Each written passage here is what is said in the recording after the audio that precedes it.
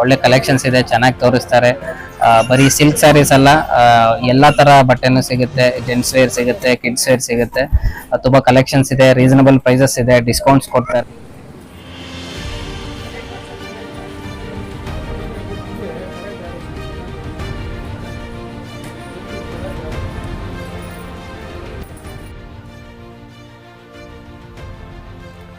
ಪತ್ರಿಕಾಗೋಷ್ಠಿ ಸಭೆಯಲ್ಲಿ ಬೇಟಪ್ಪ ವೇಣು ಸ್ಕೂಲ್ ಆವರಣದಲ್ಲಿ ಹಾಲಿ ಶಾಸಕರಾದ ಜಿಕೆ ವೆಂಕಟಶಿವಾರೆಡ್ಡಿಯವರು ಶ್ರೀನಿವಾಸಪುರ ವ್ಯಾಪ್ತಿಗೆ ಬರುವ ಯದರೂರು ಗ್ರಾಮ, ಬೆರಗನಹಳ್ಳಿ ಗ್ರಾಮ, ಕತ್ತಿ ಬೀಸನಹಳ್ಳಿ ಗ್ರಾಮ, ಲಕ್ಷ್ಮೀಸಾಗರ ಗ್ರಾಮ ವ್ಯಾಪ್ತಿಯ ಎಲ್ಲ ರೈತರ ಜಮೀನುಗಳ ಬಗ್ಗೆ ಸರ್ಕಾರದ ನೋಟಿಫಿಕೇಶನ್ ತಂದು ಇಂಡಸ್ಟ್ರಿಯಲ್ ಕೈಗಾರಿಕಾ ಪ್ರದೇಶಕ್ಕೆ ಮಾಡಲು ಸರ್ಕಾರದ ಆದೇಶವನ್ನ ತಂದಿರುವುದು ಈ ಭಾಗದ ಸಂಬಂಧಪಟ್ಟ ಎಲ್ಲ ರೈತರನ್ನ ಕರೆಸಿ ಸಭೆ ಮಾಡಿ ತಿಳಿಸದೆ ಏಕಾಏಕಿ ಸರ್ಕಾರದ ಆದೇಶವನ್ನ ತಂದು ನೋಟಿಸ್ ಅನ್ನ ಜಾರಿ ಮಾಡಿಸಿದ್ದನ್ನ ಖಂಡಿಸುತ್ತೇವೆ.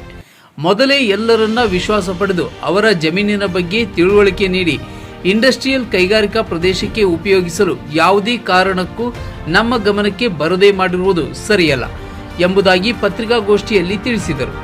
ಈ ಸಂದರ್ಭದಲ್ಲಿ ಹಿರಿಯರು ಮಾಜಿ ಅಧ್ಯಕ್ಷರು ಎನ್ಜಿ ಬೇಟಪ್ಪ, ಮಾಜಿ ತಾಲೂಕು ಪಂಚಾಯಿತಿ ಅಧ್ಯಕ್ಷರು ಎಸ್ವಿ ಸುಧಾಕರ್, ಗ್ರಾಮ ಪಂಚಾಯಿತಿ ಉಪಾಧ್ಯಕ್ಷರು ಹರೀಶ್ ಲಕ್ಷ್ಮೀಸಾಗರ್, ಮುಖಂಡರು ಯದರೂರು ಸುರೇಶ್, ಲಕ್ಷ್ಮೀಸಾಗರ ಹನುಮೇಗೌಡ, ರಮೇಶ್ ಸದಸ್ಯರು ಆದಿನಾರಾಯಣ್, ವೆಂಕಟರೆಡ್ಡಿ, ವೆಂಕಟರಾಮ್, ಜಗದೀಶ್, ವೆಂಕಟರಮಣ ಅರಿಕೇರಿ ಎಲ್ಲರೂ ಉಪಸ್ಥಿತರಿದ್ದರು. ಈ ಸಂದರ್ಭದಲ್ಲಿ ಹಿರಿಯರು ಬೇಟಪ್ಪ ಅವರು ಮಾತನಾಡಿ, ಶಾಸಕರಿಗೆ ತಿಳಿಸುತ್ತೇವೆ, ಈ ಗ್ರಾಮಗಳ ಜಮೀನು ಬಿಟ್ಟು ಬೇರೆ ಕಡೆ ಇಂಡಸ್ಟ್ರಿಯಲ್ ಕೈಗಾರಿಕಾ ಪ್ರದೇಶ ಉಪಯೋಗಿಸಿದರೆ ನಮ್ಮದೇನು ಅಭ್ಯಂತರ ಇಲ್ಲ. ಯದರೂರು ಜಾಗದ ಜಮೀನು ಬಗ್ಗೆ ಹೋದರೆ ಉಗ್ರ ಹೋರಾಟ ಮಾಡುತ್ತೇವೆ, ಆಗ ನಿಮಗೆ ಮುಖಭಂಗ ಆಗುತ್ತೆ ಎಂಬುದನ್ನು ಎಚ್ಚರಿಕೆ ನೀಡಿದರು. ಸಂಬಂಧಪಟ್ಟ ಅಧಿಕಾರಿಗಳ ಅನುಕೂಲ ಆಗುವ ರೀತಿಯ ಸಹಕರಿಸಿ ಕೋಚ್ ಫ್ಯಾಕ್ಟರಿ ಸ್ಕೆಚ್ ಪ್ರಕಾರ ಮಾಡಿ ಯದರೂರು ಸುತ್ತಮುತ್ತದ ಗಡಿ ಭಾಗದ ಊರಿನ ಸುತ್ತಲೂ ಬಂದಿರುವುದು ಸರಿಯಲ್ಲ. ರೈತರ ಜಮೀನು ನಾವು ಕೊಟ್ಟರೆ ತೆಗೆದುಕೊಳ್ಳಬಹುದು, ನೀವು ಒತ್ತಾಯಿಸಿ ತೆಗೆದುಕೊಳ್ಳುವುದು ಸಾಧ್ಯವಿಲ್ಲ. ಈ ಸಂದರ್ಭದಲ್ಲಿ ಮುಖಂಡರು ಯದರೂರು ಸುರೇಶ್ ಅವರು ಮಾತನಾಡಿ, ಗ್ರಾಮದ ಜನಸಾಮಾನ್ಯರು ಓಡಾಡುವ ಯಾವ ರೈತರ ಗಮನಕ್ಕೆ ತರದೇ ಮಾಡಿರುವುದು ಶಾಸಕರು ಸರಿಯಲ್ಲ. ಯದರೂರು ರೈತರ ಹೋರಾಟ ಸಮಸ್ಯೆಗಳ ಬಗ್ಗೆ ನಮಗೆ ತಿಳಿಸಿದ್ದಾರೆ, ಅಧಿಕಾರಿಗಳ ಗಮನಕ್ಕೂ ರೈತರು ತಿಳಿಸಿದ್ದಾರೆ. ನಮ್ಮ ಜಮೀನಿನ ಬಗ್ಗೆ ಅವರು ಮಾತನಾಡಲು ನೈತಿಕತೆ ಇಲ್ಲ. ಶಾಸಕರ ಸಭೆಯಲ್ಲಿ ಮಾತನಾಡಲು ದೊಡ್ಡ ನಾಯಕ ಅವರಿಗೆ ಅರ್ಹತೆ ಇಲ್ಲ. ಹೀಗೆ ಹಲವಾರು ವಿಚಾರಗಳು ಪತ್ರಿಕಾಗೋಷ್ಠಿಯಲ್ಲಿ ವ್ಯಕ್ತಪಡಿಸಿದರು.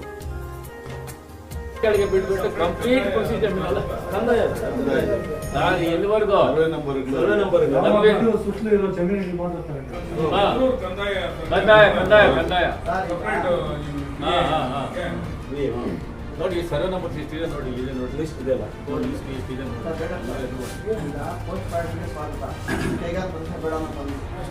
ಬೇಡ ಅಲ್ಲಿವರೆಗೂ ಬೇಡಿ, ಸುತ್ತಲೂ ಬಂದ್ಬಿಡಿದೆ ಸರ್, ಮುಗಿಸೇ ಇಲ್ಲ, ಸಮಸ್ಯೆ ತಿಳಿಸೂ ಇಲ್ಲ. ಅವರಿಗೆ ಹೇಳೋದು ಹೋಗ್ತಾರೆ, ಅವರಿಗೆ ಏನು ಹೇಳಕ್ ಗೊತ್ತಾ, ಅಯ್ಯೋ ನೀವು ಅದು ಇಚ್ಛೆ ಈಗ ಅಂತೋರ್ಸು ಇಂತೋರ್ಸು ಕಲ್ಸಿದ್ ಬಂಡ್ ಪಡೆಯೋದು ತಿಳಿದು ಪಾಪ ಏನು ಕೇಳ್తుంది ಇವಾಗ ಪಾಪ ಮಾಡ್ತೀವಿ ఏం వస్తుందేమో వర్క్ చేసేది వాడు పని డిలీట్ చేయದಂತೆ ಮತ್ತೆ ಎಕ್ಸೆಟ್ರಾ ಇದರಲ್ಲಿ ಕಾಲಮಲ್ಲಿ ತೆಗೆದು ಅವ್ರ ಹೆಸರು ಅಷ್ಟೇ ಕೊಟ್ಟು ತಗೋಬೇಕಂತೆ ಪಿಕ್ಚೆ.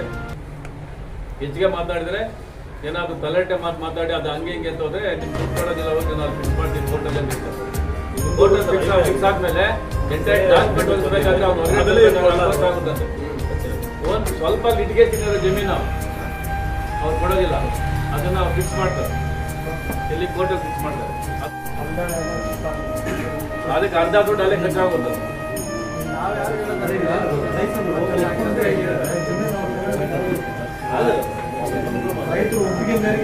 ಹೌದೌದು, ಯಾರು ಅವ್ರು ತಗೊಳ್ಳಕ್ಕೆ ನಾವು ಕೊಟ್ರೆ ಅವ್ರು ತಗೋಬೇಕಂದ್ರೆ ನಾವು ಹೋಗಿದ್ವಿ ಅದೊಂದು ಇದಕ್ಕೆ ಆಗಲ್ಲ. ಬಹಳ ಜನ ರೈತರು ನನಗೆ ಬಂದು ಹೇಳಿದ್ದಾರೆ, ಅದು ನನಗೆ ಸ್ವಲ್ಪ ಜಮೀನು ಜಾಸ್ತಿ ಇರ್ಬೋದು, ನಾನು ಬೇಕಾದ್ರೆ ಬಿಟ್ಕೊಡಕ್ಕೆ ಬಂದಿರ್ಬೋದು, ನಮ್ಗೆ ಬೇರೆ ಕಡೆ ಇರ್ಬೋದು, ಬಟ್ ಬಹಳ ಜನ ನನಗೆ ಒತ್ತಾಯ, ಇವತ್ತು ಕೂಡ ಬೆಳಿಗ್ಗೆ ಅವ್ರು ನೆನ್ಕೊಂಡು ನಾನು ಒತ್ತಾಯ ಮಾಡೋದು, ಹಣ ಬೇಡ, ನಾ ಜಮೀನು ಕೊಡೋದು ಬೇಡ, ನಮ್ಗಿರೋದೇ 3 ಎಕರೆ ನಾವು ಕೊಡೋದಕ್ಕೆ ನಾವು ಕೊಡೋಕ್ಕಾಗೋದಿಲ್ಲ, 80% ಇಲ್ಲ ಹೋಗ ಅದನ್ನು ಮಾತಾಡೋಣ. ನಮಗೆ ಅದಕ್ಕೂ ಅದೇ ಗತಿ ಬೇಡ.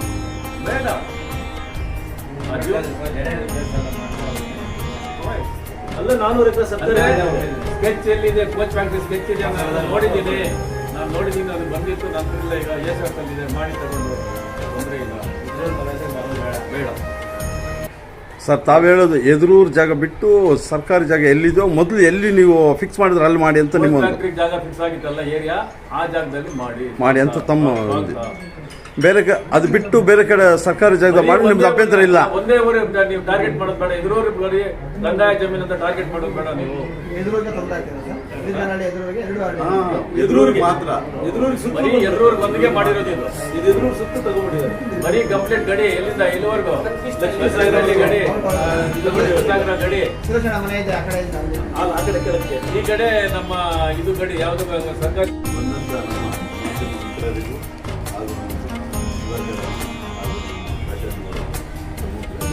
ಅದು ನಮ್ಮೂರಿನ ಸಮಸ್ಯೆ ಅಂದರೆ ಎದುರಿಗೆ ಕಳಂಕ ಬಂದಿದೆ.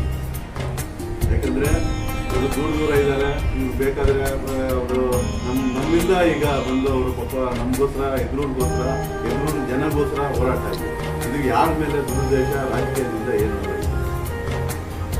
ಇದು ಎದುರಿಗೆ ಯಾಕಪ್ಪ ಬಂದಿದೆ ಅಂದರೆ 1273 ಎಕರೆ ನೋಟಿಫಿಕೇಶನ್ ಮಾಡಿದ್ದಾರೆ.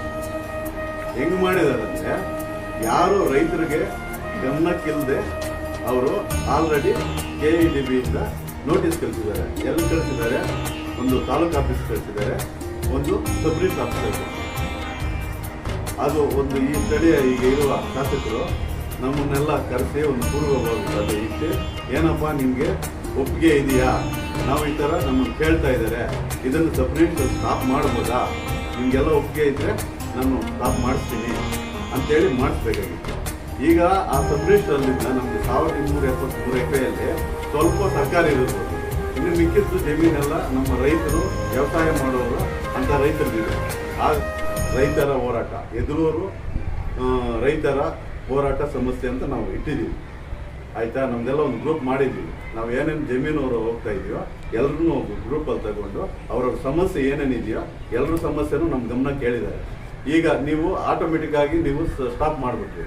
ಈಗ ನಮಗೆ ಇನ್ನೊಬ್ಬರಿಗೆ ಯಾವುದೋ ಒಂದು ಸಮಸ್ಯೆ ಬರುತ್ತೆ, ಏನೋ ಅವ್ರ ಮನೆಯಲ್ಲಿ ಯಾವುದೋ ಒಂದು ಮದುವೆನೋ ಇಲ್ಲ ಸ್ಕೂಲ್ಗೆ ಓದೋದು ಇಲ್ಲ ಲೋನು. ಈಗ ನಾನೇ ಒಂದು ಲೋನ್ ಮಾಡಿಸಿದ್ದೆ, ಲೋನ್ ಈಗ ನಾನು ಕ್ಯಾನ್ಸಲ್ ಆಯಿತು. ಈಗ ನಾನೇ ದೊಡ್ಡ ಲೋನೇ ಒಂದು ಮಾಡಿಸಿದ್ದೆ, ನನ್ನ ಲೋನ್ ನನ್ನ ಕ್ಯಾನ್ಸಲ್ ಆಯಿತು. ಈಗ ಯಾರೋ ನನಗೆ ಬಂದು ಬೆಳಗ್ಗೆ ಹೇಳಿದ್ರು ನನ್ನ ಮಗಳ ಮದುವೆ ಐತಪ್ಪ, ಯಾರಿಗನ್ನ ಒಂದು ನನ್ನ ನಾಡ ಇಟ್ಬಿಟ್ಟು ನನ್ನ ಜಮೀನು ಒಂದು 5 ಲಕ್ಷ ತಗೊಂಡಿದ್ರೆ ಮದುವೆ ಆಗುತ್ತಾ ಇತ್ತು, ನಂದು ನೆಕ್ಸ್ಟ್ ಮಂತಲ್ಲಿ ಮದುವೆ ಇದೆ ಅಂತ ಬಂದು ನನ್ನ ಸಮಸ್ಯೆ ಹೇಳಿದ್ರು. ನನ್ನ ಬ್ಯಾನ್ ಆಗಿದೆ, ಏನು ಮಾಡೋಕ್ಕಾಗಲ್ಲ. ಈಗ ಇಲ್ಲಿ ಬ್ಯಾನ್ ಮಾಡಿಸಿದ್ದಾರೆ. ಯಾರು ತೊಂದರೆ ಆಗಿದ್ದು? ರೈತರಿಗೆ ತೊಂದರೆ ಆಗಿದ್ದು.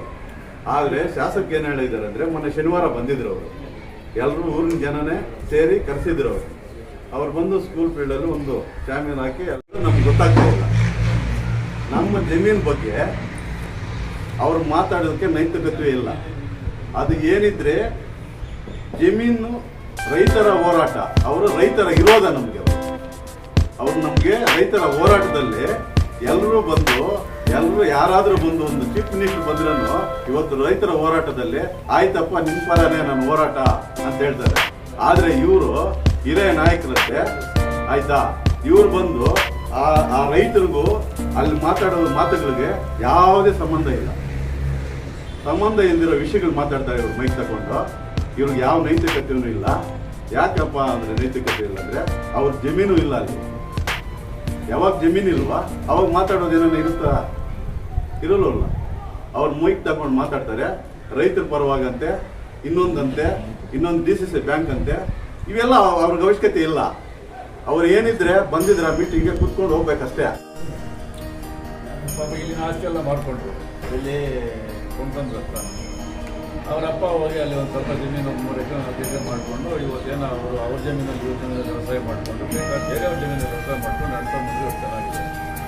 ಅವರು ಒಂದು 15-20 ಎಕರೆ ಜಮೀನು ಮಾಡಿಕೊಂಡು ಏನಾದ್ರು ಅಲ್ಲೇ ಒಂದು ತೋಟಲ್ಲೇ ಮನೆಗೆ ಕೊಟ್ಟು ₹1 ಕೋಟಿ ಆಗ್ತಾರೆ. ಅವರು ಜಾಸ್ತಿ ಅವರಿಗೆಲ್ಲ ಎಷ್ಟು ಹೊಟ್ಟೆ ಊರು ಇರುತ್ತೆ ಹೇಳಿ. ಅವರೆಲ್ಲ ಮತ್ತೆ ಈ ಊರು ಬಿಟ್ಟರೆ ಈಗ ಆ ಊರು ಬಿಡಬೇಕು. ಅವ್ರು ಹೇಗೆ ಕೊಡ್ತಾಯಿದ್ದಾರೆ ಅದನ್ನು ನಾವು ಬೇಡ ಹೇಳೋಕ್ಕಾಗಲ್ಲ. ಯಾಕಂದ್ರೆ ನೋವಾಗಿದೆ. ಅದು ನಾವು ರಾತ್ರಿ ಆದ್ರೂ ನಿದ್ದೆ ಹೋಗಕ್ಕಾಗ್ತಾ ಇಲ್ಲ. ಯಾಕಂದ್ರೆ ಮನೆ ನೋಟಿಫಿಕೇಶನ್ ಮಾಡಿ ನೀನು ಮನೆ ಸಬ್ರಿಷನ್ ಆದ್ರೆ ನೀನು ತಿದ್ದುಪಡಿಯಕ್ಕೆ ಮಾಡಿಸ್ಕೊಳ್ಳೋಕೆ ಆಗ್ಲಿಲ್ಲ ಅಂದ್ರೆ ಎಷ್ಟು ನೋವಾಗುತ್ತೆ ಹೇಳಿ. ನಮ್ಮ ಜಮೀನು ಇದೇನು ಬ್ರಿಟಿಷ್ ಆಳ್ವಿಕೆನೇ ಇದು? ಬ್ರಿಟಿಷ್ ದಬ್ಬಾಳಿಕೆನೇ ಇದು? ನಮ್ಮ ಜಮೀನು ನಮ್ಗೆ ಕೇಳಿ ನೀನು ಅನುಮತಿ ಕೊಡಬೇಕು. ನಮ್ಗೆ ದುಡ್ಡು ಬೇಕಾಗಿಲ್ಲ ರೀ. ನೀವು ನಮ್ಮನ್ನು ಕೇಳಿದಿರ? ನೀವು ಯಾಕೆ ಕೇಳಿದಿರ ಮಾಡಿದ್ರಿ ನೀವು? ಅದಕ್ಕೆ ಮಾತಾಡ್ಲಿ, ಬಂದು ರೈತರ ಪರ ಮಾತಾಡಿ, ನಾನು ಒಪ್ಕೊಂತೀನಿ. ಅದ್ ಬಿಟ್ಬಿಟ್ಟು ನೀನು ಯಾವ್ದಾವ್ದೋ ರಾಜಕೀಯದಲ್ಲಿ ಆ 83 ಮನೆಯನ್ನು ತೆರವುಗೊಳಿಸ್ಬಿಟ್ಟು ಬೇರೆ ಬೇಕಾದ್ರೆ ಯಾರಿಗೂ ಇಷ್ಟ ಇತ್ತು ಅವ್ರಿಗೆ ನಾವು ರೈತರು ತಗೊಂತೀವಿ, ಇಷ್ಟ ಇಲ್ಲದ್ರು ಅಂದ್ರೆ ಬಿಟ್ಕೊಡ್ತೀವಿ. 12ನೇ ತಾರೀಕು ಇಲ್ಲ 11ನೇ ತಾರೀಕು ಅಫಿಷಿಯಲ್ಸ್ ಎಲ್ಲ ಬರ್ತಾರೆ. ಅವರ ಸಮ್ಮುಖದಲ್ಲಿ ಯಾರ್ಯಾರಿಗೆ ಇಷ್ಟ ಇಲ್ಲರೋ ಅವರೆಲ್ಲ ಬರ್ಸ್ಬಿಡಿ ಅಂತ MLA ಅವರು ಅದನ್ನ ಏನಿದ್ರೆ ಅದು ಹೇಳಿದ್ರು. ತಿನ್ನೋಕ್ಕಾಗೋದು ಅದು ಬಿಟ್ಟು ನಾನು ಹೇಳ್ತಾ ಇದ್ದೀನಿ, ಮೊನ್ನೆ ಶನಿವಾರ ಮಾತಾಡಿದ ದೊಡ್ಡ ಮನುಷ್ಯರಿಗೆ ಹೇಳ್ತಾ ಇದ್ದೀನಿ ನಾನು, ಇದುವರೆಗೂ ನಮ್ಮ ಏನೇನೋ ಸ್ಟೇಟ್ಮೆಂಟ್ ಕಟ್ಕೊಂಡು ಏನೇನೋ ಮಾತಾಡ್ಕೊಂಡು ಹೋಗಿದ್ದೀರಾ, ಆದ್ರೇನು ಒಂದು ದೊಡ್ಡ ಮನುಷ್ಯ ತಿಳ್ಕೊಂತಾನೆ ಅಂತ ನಾವು ಇದುವರೆಗೂ ಸಹಿಸ್ಕೊಂಡಿದ್ದೀವಿ. ಇನ್ನು ಮೇಲೆ ನಮ್ಮ ಜಮೀನಿಗೆ ನಮ್ಮ ಮನೆಗಳಿಗೆ ನೀವೇನ ಬಂದ್ರೆ ನಿಮ್ಗೆ ಮತಭಂಗ ಆಗುತ್ತೆ, ಬೇರೇನೋ ಆಗುತ್ತೆ ನಿಮ್ಗೆ. ಇದಂತೂ ನಾವು ನಿನ್ ಮುಂದೆನೆ ಹೇಳ್ತೀನಿ, ನಿನ್ನ ಪೇಪರ್ ಮುಖಾಂತರ ಅಲ್ಲ, ನಿನ್ ಮುಂದೆನೆ ಹೇಳ್ತೀನಿ. ಇನ್ಮೇಲೆ ನಮ್ಮ ಊರಿಗೆ ಏನಾದ್ರು ಯಾವ್ದಾದ್ರು ವಿಷಯಗಳು ಮಾತಾಡ್ಬೇಕಂದ್ರೆ ನೀನು ಸ್ಪಷ್ಟವಾಗಿ 100% ತಿಳ್ಕೊಂಡು ಮಾತಾಡ್ಬೇಕು. ಯಾವ ವಿಷಯನ ಆಗ್ಬೋದು, ನೀನು ಅರ್ಧ ತಿಳ್ಕೊಂಡು ನೀನೇನ ಮಾತಾಡಿದ್ರೆ ನೆಕ್ಸ್ಟ್ ಟೈಮ್ ಅಲ್ಲಿ ನಿನ್ಗೆ ಬೇರೆ ತರ ಇರುತ್ತೆ. ಇದಂತೂ ನಾನು ಹೇಳಕ್ ಬಯಸ್ತೀನಿ. ಮೊನ್ನೆ ಶನಿವಾರ ಯಾರು ಮಾತಾಡಿದಾರೋ ಅವ್ರಿಗೆ ರೈತರ ಪರ ಇರೋದ ಅವರಿಗೆ ಆಯ್ತಾ. ಅದೇ ನಮ್ಮ ಮೊನ್ನೆ ರಮೇಶ್ ಕುಮಾರ್ ಅವರು ಇದೇ KH ಮುನಿಯಪ್ಪನವ್ರಿಗೆ ಪಕ್ಕದಲ್ಲಿ ಕೂತ್ಕೊಂಡು ಏನ್ ಹೇಳ್ತಾರೆ ಅಂದ್ರೆ, ರೈತರಿಗೆ 30 ಲಕ್ಷ ಕೊಡ್ಬೇಕು 1 ಎಕರೆಗೆ ಅಂತ ಹೇಳ್ತಾರೆ. ಆಗ್ಲೇ ಅಂದ್ರೆ ಈಗ 1 ಕೋಟಿ ಲೆಕ್ಕ. ಆಗ್ಲೇ KH ಮುನಿಯಪ್ಪನವ್ರನ್ನ ಕುಳಿಸ್ಕೊಂಡು ರಮೇಶ್ ಕುಮಾರ್ ಮುಖಾಮುಖಿ ಮಾತಾಡ್ತಾರೆ. ರೈತರ ಪರ ನಾನಿದ್ದೀನಪ್ಪ, ರೈತರಿಗೆ ಜಮೀನು ಕಳ್ಕೊಂತ ಇದ್ದಾರೆ, ಅವ್ರು ಖುಷಿ ಪಡಿಸ್ಬೇಕು. ಇದ್ರ ಬಗ್ಗೆ ಇವತ್ತೇನಾದ್ರೂ ನಾವು ಕಮ್ಮಿ ಅವ್ರಿಗೆ ನಾವು ಎಕ್ಸ್ಪೆಕ್ಟ್ ಮಾಡಿದ್ರೆ ಅವರು ನಮ್ಗೆ ಮತ್ತೆ ತಿರುಗಿ ಬೀಳ್ತಾರೆ ಅಂತ ರಮೇಶ್ ಕುಮಾರ್ ಅವ್ರು ಹೇಳ್ತಾರೆ.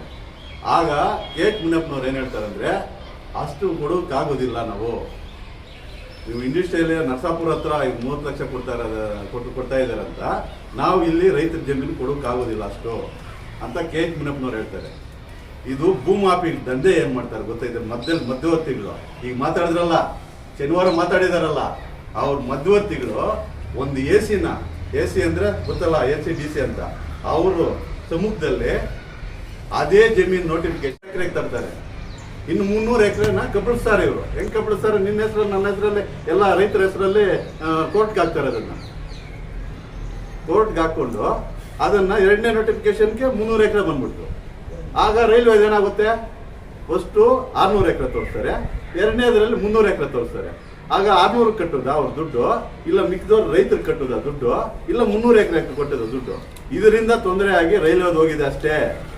ಇದು ಒಳಗೆ ಏನೇನ್ ಬೇಕೋ ಎಲ್ಲ ನಡೀತು. ಭೂಮಾಫಿಗಳಂದ್ರೆ ಇವರೇ ಮೊನ್ನೆ ಶನಿವಾರ ಮಾತಾಡಿದಾರಲ್ಲ, ಇವರೇ AC ಮಾತಾಡ್ಕೊಂಡು ರೈತರನ್ನು ಮಾತಾಡ್ಕೊಂಡು ಆ ಜಮೀನ್ ಮೇಲೆ, ಆ ಯಾವ ಸರ್ಕಾರಿ ಜಮೀನ್ ಮೇಲೆ ನನ್ ಮಂಜೂರಾಗಿದೆ ಇನ್ನೊಂದಾಗಿದೆ ಅಂತ ಅದ್ರ ಮೇಲೆ ಕೇಸುಗಳು ಹಾಸ್ಕೊಂಡು ಅದನ್ನ ರದ್ದು ಮಾಡಿಸ್ತಾರೆ.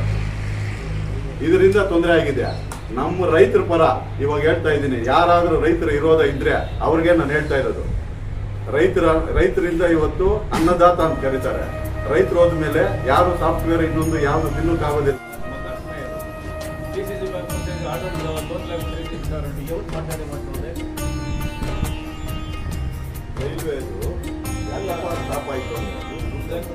ರೈಲ್ವೆ ಯಾಕಪ್ಪ ಸ್ಟಾಪ್ ಆಯ್ತು ಅಂದ್ರೆ ಕೆಲವ್ರಿಗೆಲ್ಲ ನಿಮ್ಗೆ ಗೊತ್ತಿರುವುದು ಮಾಹಿತಿ. ರೈಲ್ವೆ ಯಾಕಪ್ಪ ಅಂದ್ರೆ ರೈಲ್ವೆದೆಲ್ಲ ಶಂಕುಸ್ಥಾಪನೆ ಆಯಿತು.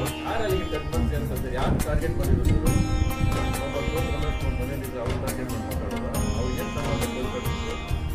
ರೈಲ್ವೆ ಅಲ್ಲ, ರೈಲ್ವೆ ಏನ್ ಸಂಬಂಧ ಐತೆ? ನಿನ್ ಜೊತೆಯಲ್ಲೇ ಇದ್ದಲ್ಲಪ್ಪ, ಏನ್ ಸಂಬಂಧ ಆಯ್ತು? ಅವ್ರಿಗೇನು ಸಂಬಂಧ ಆಯ್ತು? ಅವತ್ತು ಹೇಳ್ಬೋದಾಗಿತ್ತಲ್ಲ, ಲೇದು ಸಮೇತ ಮುಂಚೆ ತಗೊಂಡಾರೋ ನೀನು ಓದಿ ನಿಂತೆ ತಗೊಂಡು ಏನೋ ಹೇಳ್ತೀವಿ, ನಾವು ಜೊತೆಯಲ್ಲಿ ಇದ್ದೀವಿ. ಅದೇನೇನಾಯ್ತು ಅಂತ ನನಗೆ ಗೊತ್ತಿದೆ. ಅದು ಕೂಡ ಕಮಿಷನ್ ಬಂದಾಗ ಅದನ್ನ ಮುಂದೆ ಬಿಟ್ಟಿದ್ದು. ಆಮೇಲೆ ಅದು ಇನ್ನೊಂದು ನಿಯಮ ಏನಿತ್ತಂತಂದ್ರೆ, ಕೇಂದ್ರ ಸರ್ಕಾರ ರಾಜ್ಯ ಸರ್ಕಾರ 50-50 ಅಂತ ಏನು 2,000 ಕೋಟಿ ಮಾಡ್ತೀವಿ, 2,000 ಕೋಟಿ 1,000 ಕೋಟಿ ಕೊಡ್ಬೇಕು ಪಾಲು, 1,000 ಕೋಟಿ ಅವ್ರು ಹಾಕೋದು, ಉದ್ಯೋಗ ಸೃಷ್ಟಿ ಮಾಡೋದು ಅವರು, ಕಾರ್ಖಾನೆ ಮಾಡೋದು ಇವರು, ಬಟ್ ಎಂಟೈರ್ ಲ್ಯಾಂಡ್ ಫ್ರೀಯಾಗಿ ಕೊಡ್ಸೋ ಜವಾಬ್ದಾರಿ ಸರ್ಕಾರ. ಈ ನಿಯಮದ ಮೇಲೆ ಅದಾಗಿದೆ. ಆ ನಿಯಮಕ್ಕೆ ಸರ್ಕಾರ ಬದ್ಧ ಆಗಲಿಲ್ಲ. ಅಲ್ಲಿ KH ಮುನಿಯಪ್ಪ ಇಲ್ಲಿ ಲಕ್ಷ್ಮೀ ರೆಡ್ಡಿ ಅವರಂತೀಯ, ನಿನ್ನ ಎಲ್ಲಿಂದ ಕಟ್ಕೊಂಡು ಎಲ್ಲಿಂದ ಹೋಗುತ್ತೆ ನಾವು? ನಿನ್ನ ಫಸ್ಟ್ ಸಕ್ರಮವಾಗಿ ನಿನ್ನ ನಡ್ಕೊಳ್ಳೋದು, ನಡವಳಿಕೆ ಕಳ್ಕೊ, ಆಮೇಲೆ ಇನ್ನೊಬ್ರು ಕಳಿಸ್ಬೇಕು ಅದನ್ನ.